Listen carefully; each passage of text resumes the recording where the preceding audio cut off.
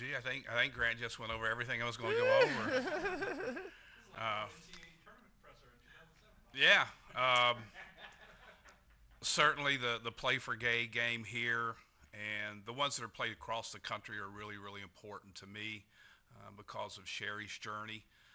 But because of that, when you go through that process with someone you love, you learn a lot about other people that have that battle, and you learn a lot about a lot of things. We got involved with Mary Bird Perkins, and we were involved with Komen for a while, and then I was blessed to be given an opportunity to work for the KL Cancer Fund. And there's so many good things that are going on. We've raised close to $9 million for grants and research.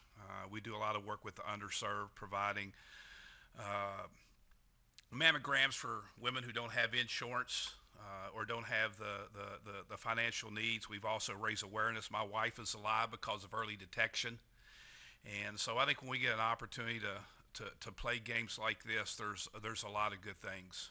And as Grant mentioned, Sherry and I will donate $1 for every student that comes to the game. I've done that ever since we've had it, but this is the first time I've been someplace where we're going to have a boatload of students. I mean, I'm really excited about the check I get to write. I want to say this, Coach Al was my assistant Olympic coach, and I send a check every year. That's just important, just like I do to the Pat Summit deal every year. And I just thought his background and what he has done for KYAL behind the scenes, it needed to be told. Bob, not to take anything away from the moment that we're in, but just the game that you just played. You've been around the men's and the women's games for a long time. Just what did it mean to you to see such an atmosphere, such an environment, and celebrate the women's game to the level that it is right now? Well, I think it means a lot to all of us, and I know Coach Mulkey feels the same. We're seeing that around the country. Certainly at South Carolina, it's another level, but it was reminiscent of Tennessee and Connecticut, and to be honest, we're right there with it. There's been 2 sellout games in the Southeastern Conference this year, one here with LSU and one on the road with LSU. So anytime you get an opportunity to see live and in person the growth of the game and people getting excited about it, it means everything. It's the most important thing that I think we're doing is trying to grow our game. Kim, after looking at film of the game, did you have any second thoughts about anything you haven't said yet? I haven't watched that film. I have watched several films of Ole Miss. There will come a time and a day when I sit with each of them, or Bob will sit with them individually. We gave them off yesterday. Had we had yesterday, we would have watched it. But I don't need to go back. I know what I saw. I know what took place, and you need to let some time elapse, and then you get in teaching mode. Yeah, just early on, looking at Ole Miss, obviously Shakira Austin, high draft pick last year. They're 8-4 now. Just what do they do well this year, and how are they different from last year? I'm going to let Bob talk to you about that. I'm going to tell you what we're going to present to them. They are very good off the dribble. They're not as big with her gone now. But yet they're winning. They have adjusted. Baker, those kids are talented. They are very confident right now. And if you look at the scores of the people they've played in non-conference, Utah, what was it, a 1-2-point game? Oklahoma, 2-point game. They haven't played us. They haven't played South Carolina yet, but they've taken care of business in the SEC to put themselves in a position to finish in the top 4. We've done the same. So this is a very important game. It's not any more important to them than it is to us. Kim, and kind of following that up, just I guess you guys hadn't really hit the court today for practice yet, but when you've had a chance to get around the ladies, just kind of where they are mentally, their approach, and well, how we were only been. around them after the game. So you know what that probably was. We were not with them at all yesterday. We can't even watch film with them on days off. So we'll find out more today and tomorrow, and I would imagine they're going to bounce back. Competitors do. The game is not going to be a reflection of what happened in the last game. I've said this, February is a grind. It will be a grind these last 4 games, and it will have nothing whatsoever to do with the outcome of the South Carolina game. It's everybody's just trying to win one more. Yeah, I guess you may have just answered it, but is that the challenge? Is that the challenge you'll present to them? Just look, that game is different. It's done, whatever, and now They know that. I presented that before the game was ever played. I didn't make the game too big. I said, it's a grind. We're trying to finish February, these last 4 games. Those same teams we're playing are trying to win one more themselves to finish high and to get an NCAA bid. Bob, what does it mean to you that you're here right now, you know, next to Kim doing this deal? Obviously, a lot of coaches probably wouldn't, you know, necessarily let their assistants talk in this manner. You know, she's asking you for scouting reports, those kinds of things, you know, in front of us kind of stuff. What does it mean that she has that much confidence in you? She's talked a lot about you being, you know, the head coach that doesn't want to be the head coach kind of deal, but obviously a lot of trust in you. Well, it would be hard for me to put into words. The opportunity to come home, coach at LSU, to work for an iconic head coach who's a pioneer and has done so much.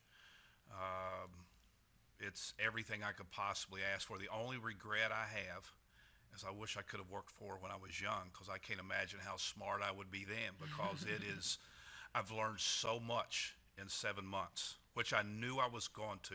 I knew I was going to learn. I didn't know what I was going to learn.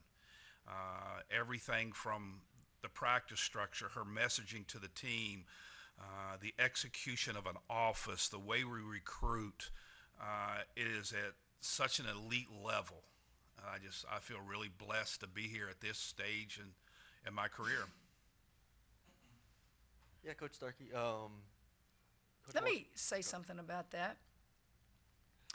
If you followed my career, I'm so confident in what I do that I want to stay on top of everything. He's not the first guy I brought to a press conference with me. If you'll remember, Leon Barmore worked for me for 3 years at Baylor. I have had 4 head coaches leave their jobs and come work for me. A lot of head coaches who are insecure don't do that. That is done for a lot of reasons. One, I want to make sure I stay sharp. Number 2, I don't want yes people around me. And number 3, I think that sometimes if I see something and I think I'm right, it helps to have someone who has sat in a head coach's chair. I have always brought coaches that understand the tough decisions you have to make as a head coach, and it keeps me young. It helps me stay in the game longer. So while Bob is here, look, I did that with Barmore, I did that with Bill Brock, I did that with Satia Messer, Toyelle Wilson. I've always had head coaches on my staff, and I just think that is it's just an asset. So go ahead, I'm sorry. Yeah, Coach Starkey. Well, first, your thoughts on Ole Miss, kind of bouncing off what Coach Mulkey said, and then secondly, just has anything surprised you about this year? With, I mean, the 23-0 start. Coach Mulkey's talked about how surprising that's kind of been, how it's all come about. Well, the thing about Ole Miss is they're very quick and they're very athletic, and they have great length. I think they're one of the best defensive teams in the country. I think it'll be a very fast-paced game. They like to run. We like to run. They're aggressive defensively. We're aggressive defensively. I think it'll be an entertaining game. I think it'll come down to our ability to take care of the ball and do the job that we do on the boards. Get back to being a dominating rebounding team after our last time out. As far as surprises, I'm a kind of I'm a one day at a time guy. So I never sit back before the season and say, I think we'll be 23-1 or we'll be 22-2. I never think in those terms. I just think about, what do we need to do today to make the program a little bit better. And as I've gone through this process, I know I keep saying this, but I know why Baylor won national championships. I now know why we are where we are, because I see the attention to detail and the relentless effort to do the little things and make sure everything's done proper. So if I knew then what I knew now, I wouldn't be surprised. But it's been enjoyable to watch the process. Kim, do you feel like you need to get your shooters more active? I know it was a matchup nightmare it would be for anybody, but do you feel like you need to get more perimeter shooting? Hell, we needed shooting at every position. I didn't care if it was the perimeter or the post. Hell, it could have been out of bounds. I don't care. Listen, that one blimp during the season, none of y'all sat here and thought we could win that game. What we didn't know is just how bad we were going to get beat. Nobody knows that till you play. That stage was so good and so big for our program. Now, look, I don't like getting my butt handed to you on national television, but that's not the first time. That's a part of the learning process. Jalen Hurts said it best after the Super Bowl. He didn't say some win, some lose. He said you win and you learn. Well, he's going to go learn. And that's the approach I'm going to have in that locker room with him today. What did you learn? What can you do better? Was the moment too big for you? If it was, tell me why. It was good for our program. It was good. It's the next step in where we're trying to go. And those kids aren't going to be devastated in there. They're going to be, disappointed, but you move on. But, yeah, you needed scoring from everybody. We didn't get it. And you need to credit South Carolina for that. They played, I'm telling you, they played good. And their defense, they're just strong, they're big, they're tough, they're physical. You give them credit. Again, one of the main storylines ahead of this past Sunday was the Angel versus Aaliyah kind of angle there. I guess after that, just kind of what's your thoughts on just I know Angel has a legitimate shot at National Player of the Year, but kind of where does she stand in that after Sunday? Well, you hate to see storylines where it's one kid versus another kid, but I get it. It makes for good hype. They're two different kind of players. Totally different kind of players that had to go head-to-head a little bit in that game, and it wasn't fair to either one of them. Angel will quickly tell you that, she needed to do more, and sometimes she tried to do too much. But again, we will be better if we get a chance to play them again, and I think individual players will be better. I don't know if the outcome will be different, but what I do know is we're going to learn from that. Alexis Morris was dynamite. Alexis Morris, just was shooting lights out. But you can't beat those types of teams with just Alexis Morris or two of them or three. It takes everybody. And Player of the Year, honestly, it usually goes to the best team, somebody who's got the best team. That's who usually gets it. And she's on a team where she doesn't have to have these dynamic numbers. Could she have them? Well, yeah, but they don't need her to have dynamic numbers. We have had an unbelievable stretch with Angel, and we hope we keep getting that production from her. You have a senior, and Angel potentially is really just a sophomore. So she could have 2 more years in college. So I think it was a learning experience for her as well. Kim, any thoughts on the numbers coming out of the game? The loss didn't hurt your net. It actually improved your RPI, for what that's worth, 5 points. It didn't really hurt you on the seed line, probably. So can you take, like I said, you don't like to get beat, but does it help to take some positives from that? That's as far from my mind as anything, Scott, because really at the end of the day, those committee members that sit in there, they're going to have their opinions about non-conference strength of schedule. If you're holding that against us, then you're going to hold it against us if our net was 1. It really doesn't matter to me. What I would just like to do is host a first and second round game here and keep winning. We'll do that for you. And if it doesn't, then we're not going to change the committee's mind.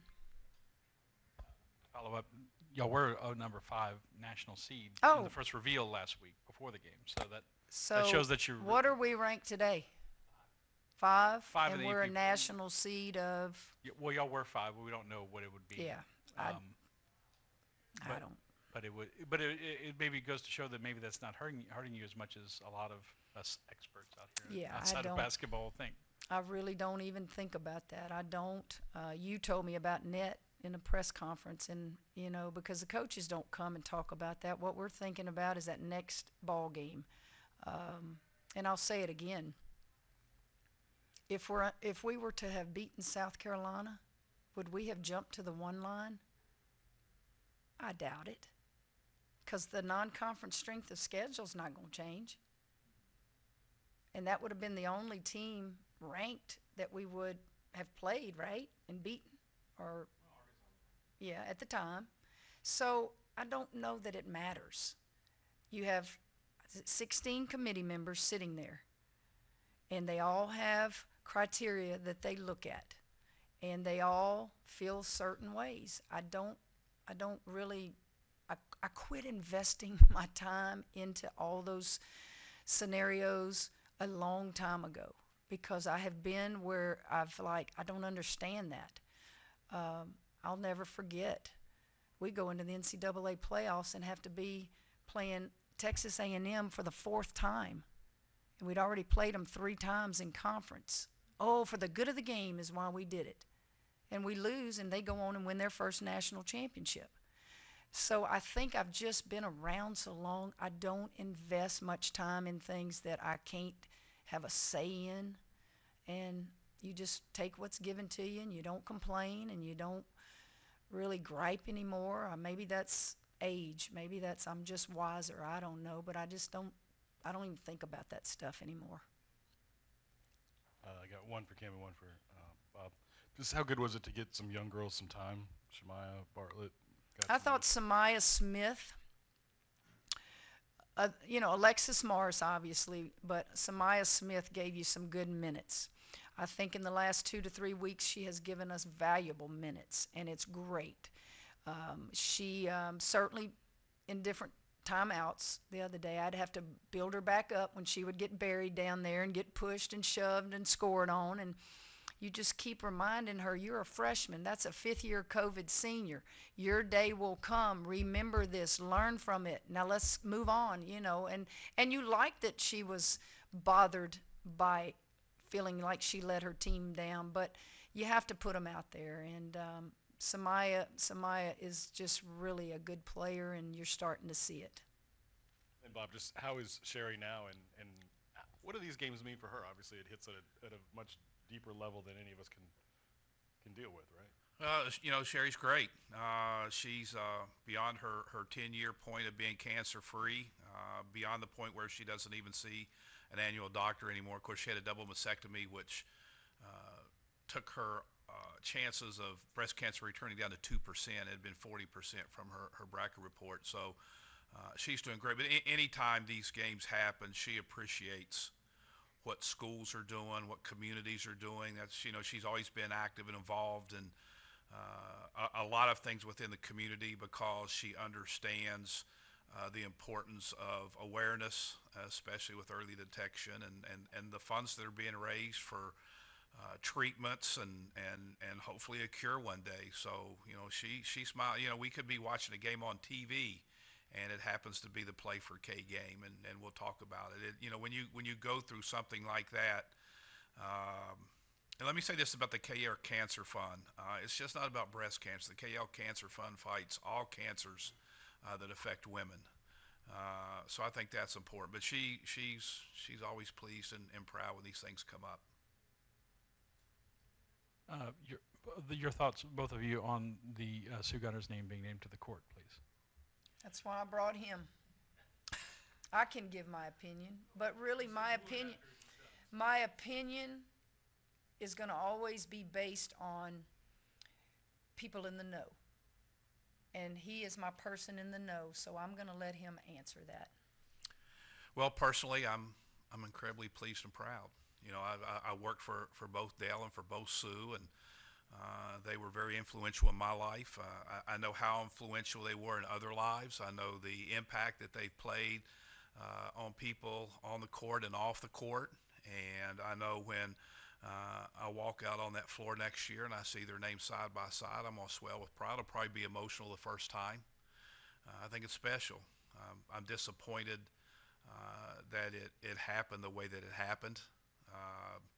I feel bad a little bit for Dale because he kind of got, dragged through this a little bit because an overzealous supporter kind of tried to go through the back end and circumvent the process. And then, of course, Coach Gunner's supporters, they wanted to make sure that they were recognized. So I thought it got a little bit nasty. But I think the end result is right. I think it's fair. I think both of them are incredibly deserving. I think certainly it's been real well chronicled, everything that Dale's accomplished on the court and off the court, which is phenomenal. Just amazing. What sometimes is lost is what Coach Gunner did, because there wasn't great media coverage in those days. People don't have a great appreciation unless you rolled your sleeves up beside her and got things done. But you're talking about an iconic pioneer. You go back to her playing days when she was an All-American and won national championships at Nashville Business. She started a program at Middle Tennessee. She's still the winningest head coach at Stephen F. Austin. And then she came here and did what she did. She was an Olympic coach. She was involved in USA basketball for years. When David Stern wanted to form the WNBA, Coach Gunner was one of 10 people who flew to New York and housed so they could figure out how they were going to start a league. And when the powers that be, who I have great respect for it, Naismith came calling, they called for her. The thing that people will not understand and is how difficult it was to coach women's basketball at LSU back during that time when you had an administration that didn't care. And not only didn't care, but sometimes created obstacles. It was very tough. And a lot of people didn't know because Sue wasn't one that screamed and yelled or, hollered Title IX. She used to have this thing she used to tell us all the time. I don't care how rough the shore is, just get the damn boat to the shore.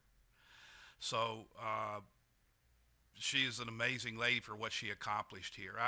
Some of the things that we're doing here have come about because of the seeds that she planted. And I think that's what a legacy is about, is the seeds you've planted. It's not just doing something at the moment that's great. It's doing something that's going to last. And, I've heard a couple people say, I don't think Sue would. Well, let me explain this to you. Let me be very clear about this. I knew Sue before I knew Dale. Sue came to West Virginia and recruited one of my AAU players.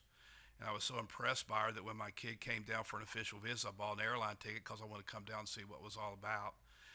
And from that became a friendship. Back in those days, when I came to work for Dale, all our offices were on the same floor right there in front of the Pete Maravich Assembly Center. And there wasn't a day that I didn't stop by and talk to her. And we became friends. And then I was blessed to get an opportunity to work for her. And I lived a half a mile from her. My favorite parts of that was being able to go over to her house and share a glass of wine and talk about anything and everything. I was standing by her bed when she took her last breath. So I'm going to tell you what I think Sue Gunner would think. I think she'd be a little embarrassed at what a big deal this ended up being. I think she'd be a little upset that the process was circumvented and it wasn't done fairly. But I think she'd be incredibly proud and honored to have her name there, not just because it's her name, because it represents players and coaches and the growth of women's basketball at a place where it never been done before. Sue Gunner would be proud to have her name on that floor. Any more questions? Thank you, guys. Thanks, guys. Thanks.